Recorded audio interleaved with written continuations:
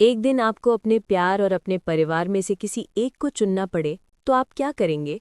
राहुल और काव्या की शादी को 5 साल हो चुके थे। काव्या सिर्फ उसकी पत्नी नहीं बल्कि उसकी ताकत थी। राहुल शहर में नौकरी करता था और काव्या अपने छोटे से ब्यूटी पार्लर से घर संभालती थी। उनकी जिंदगी साधारण जरूर थी लेकिन खुशियों से भरी थी। लेकिन हर खुशहाल कहानी की एक परीक्षा जरूर होती है। एक दिन राहुल को गांव से फोन आया। बेटा, तुम्हारे पापा की तबीयत बहुत खराब है, तुरंत आ जाओ। राहुल घबरा गया और तुरंत गांव के लिए निकल पड़ा। काव्या भी साथ जाना चाहती थी लेकिन काम की वजह से रुक गई। गांव पहुंचते ही राहुल को सच्चाई पता चली। उसके पिता बिल्कुल ठीक थे।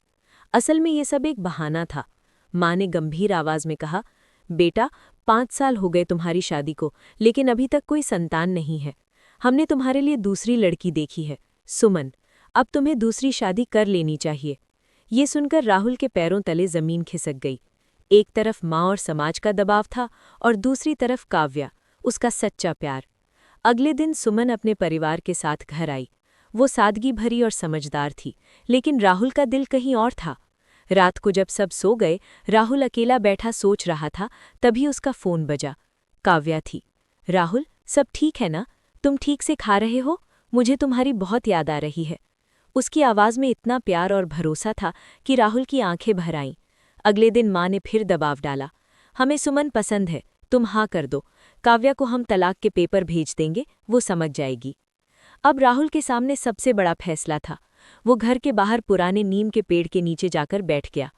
तभी उसके पिता उसके पास आए और बोले, बेटा, फैसले ऐसे लो कि तुम जिंदगी भर खुद से नजरें मिला सको। जो इंसान हर हाल में तुम्हारे साथ खड़ा रहा, उसका साथ कभी मत छोड़ना। ये सुनते ही राहुल को सब समझ आ गया। वो तुरंत उठा और माँ के पास जाकर बोला, माँ, मैं काव्या के अलावा किसी से शादी नहीं करूँगा। वो सिर्फ मेरी पत्नी नहीं, मेरी जिंदगी है। अगर हमें बच्चा नहीं है तो हम इलाज करवाएंगे या किसी बच्चे को गोद लेंगे, लेकिन मैं उसे धोखा नहीं दूंगा। घर में कुछ पल के लिए सन्नाटा छा गया।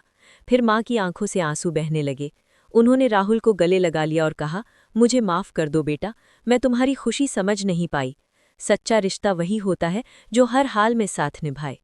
राहुल मुस्कुराया और उसी शाम काव्या को फ़ोन किया।